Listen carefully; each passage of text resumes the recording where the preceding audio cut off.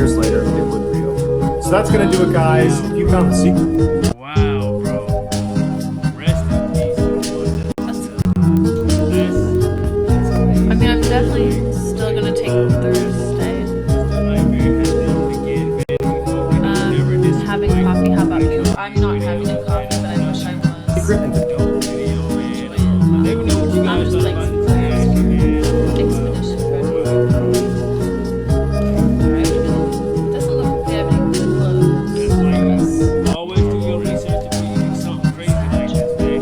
'Cause stuff like this, you lose family members, friends, all that, man. Just simple, safe. Thank you. And I'm definitely gonna spend a lot again. Happy Thanksgiving to everyone once again. Gang. I'll make happy to get over hours. Exactly.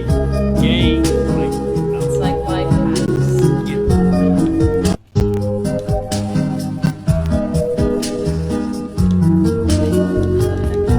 torpedoes, and it set off this almost instantaneous reaction of explosions. This second collective blast. Whoa, whoa, whoa, whoa, whoa, whoa, whoa, whoa, whoa. Was I not supposed to be here? Bro. I don't know. I feel like if it's this hard to get through here, it probably shouldn't be here. Instantaneous chain reaction of explosions. I mean,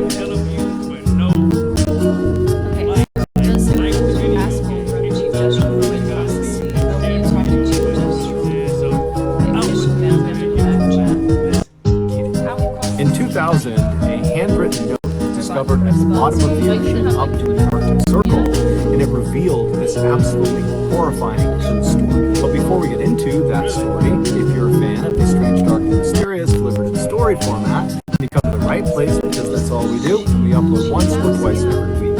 So if that's of interest to you, please invite the like button to go on a long bike ride with you. But make sure before you step off, you replace the water in your water bottles with hot dog water. Also, please subscribe to our channel. And that is so wrong. That is so wrong, bro. turn on all notifications so you don't miss any of our weekly uploads. Alright, let's get into today's story. maybe every single person needs to know.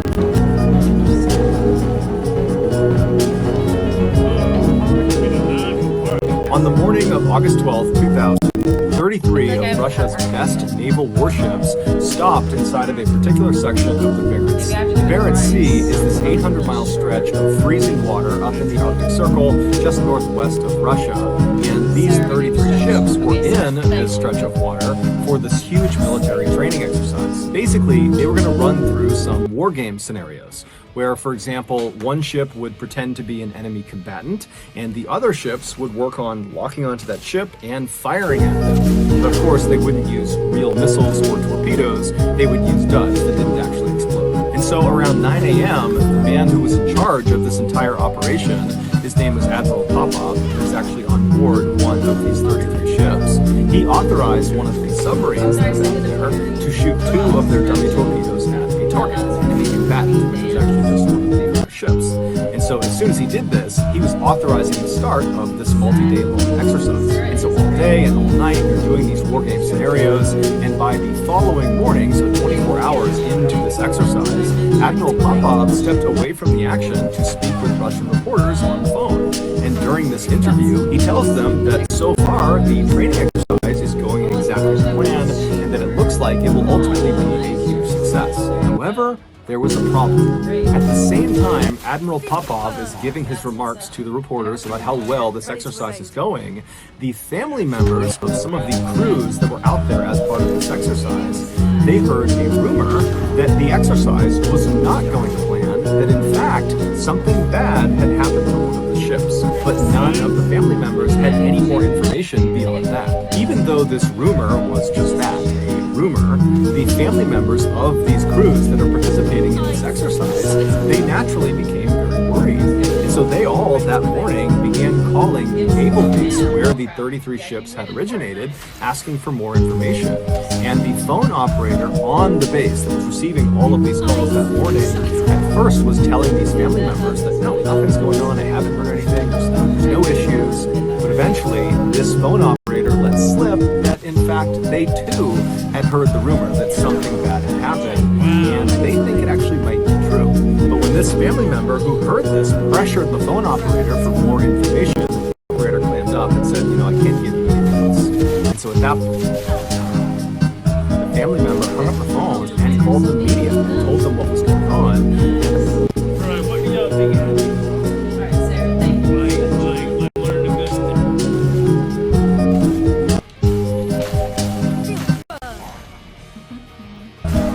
Stretching and biting. Hi, age of 17 days until your B-Day. we off or something? Big W. Like, what age of happened? happy Oh birth my month. At that point, the family member hung up the phone and called the media and told them what was going on. And the media, as soon as they had the story, they went right to Admiral Popov and they said, hey, can you address this rumor? And he didn't. He did not respond to any of the media's inquiries. In a weird way, that was kind of reassuring. Alright, I hope we've done enough. Members of these crews, because they're thinking, you know, if Admiral Popov is just kind of ignoring this rumor and he's staying out there out on the Barents Sea still conducting this exercise, then certainly nothing bad could have happened, right?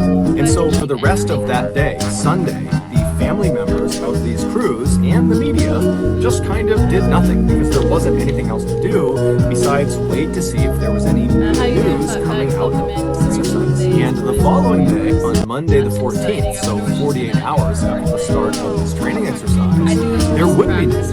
Russian officials would go on TV and address the rumor by saying, well, yeah, it is true. Something did happen out during this exercise. The Curse, which was the name of one of the submarines, that was one of the 33 ships as part of this exercise, they experienced some minor technical difficulties that forced them to ground their vessel at the bottom of the Barents Sea.